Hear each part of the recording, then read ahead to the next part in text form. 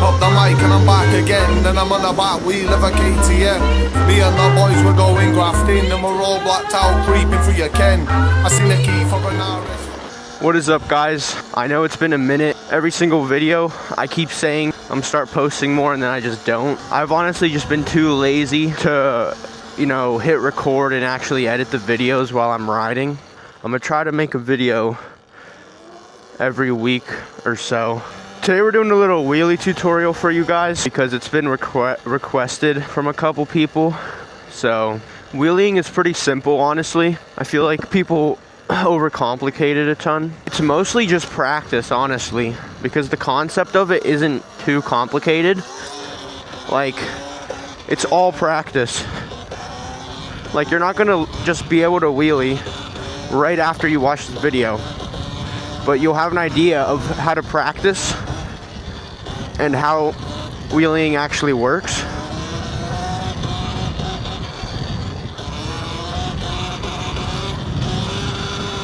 So when you're first starting, you're probably trying to do it on a bike that you just got. So you'll probably have stock brakes front and rear.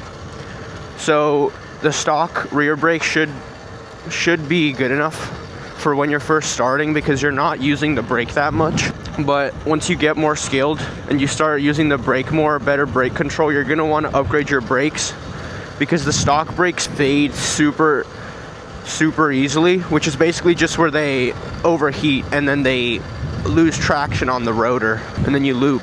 But yeah, the stock brakes should be good for when you're just starting. And also, I've heard a lot of people being like, oh, I have a Super 73 or a Ridge Star. It's super hard to wheelie because it has no torque. And that is true. It is harder to wheelie, especially if you have a thumb throttle and or the rear brakes on the right side, but it's definitely still doable. Before you start learning wheelies, you obviously want to get super comfortable on the bike. Yeah, once you have been riding for, like, I'd say probably like a month or so. So how I basically just learned wheeling is I would just hit the throttle and lean back at the same time and then just go like that.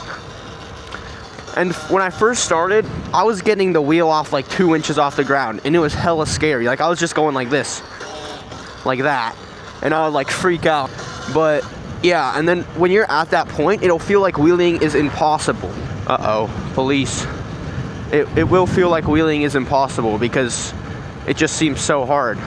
Hopefully this cop is chill. You're just going to want to lean back and hit the throttle and keep practicing so you keep getting it higher and higher. All right, guys, so once you start getting the front wheel up off the ground consistently to the same height of about probably like 2 to 3 feet, like this.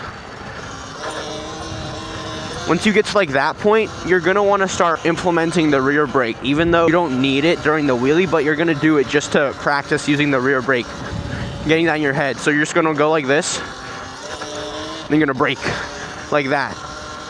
And you know, you're gonna be hitting the brake hard, you're gonna be slamming down, and it might feel a little unnecessary, a little OD, but it's not, because you need to get that in your brain.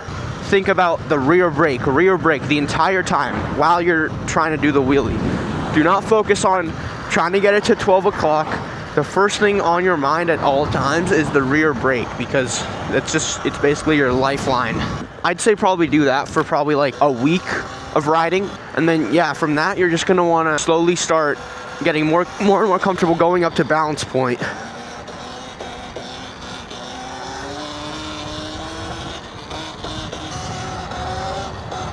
Quick little wheelie break.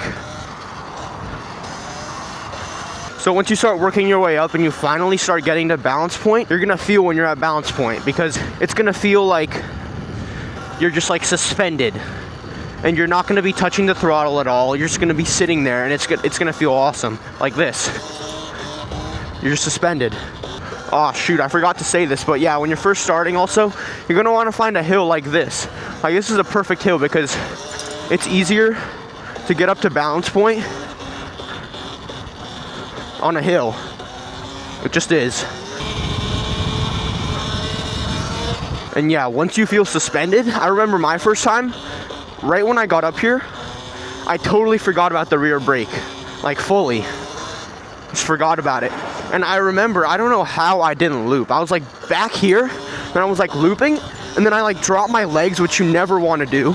Because when you loop and you drop your legs, it's way more dangerous because the bike could fall on your leg. So you always just want to keep your feet on the pegs. So yeah, once you start hovering there at balance point, you're gonna have to just keep going there. Even if you forget about the rear brake when you go up there the first time, you cannot get scared. I know it's gonna be scary, but that's just how you learn. Wheeling isn't hard at all. Like I said, it's literally just all practice. Anyone can do it if they practice enough. Some people get it within a week, others get it within a year, but everyone gets it that practices consistently.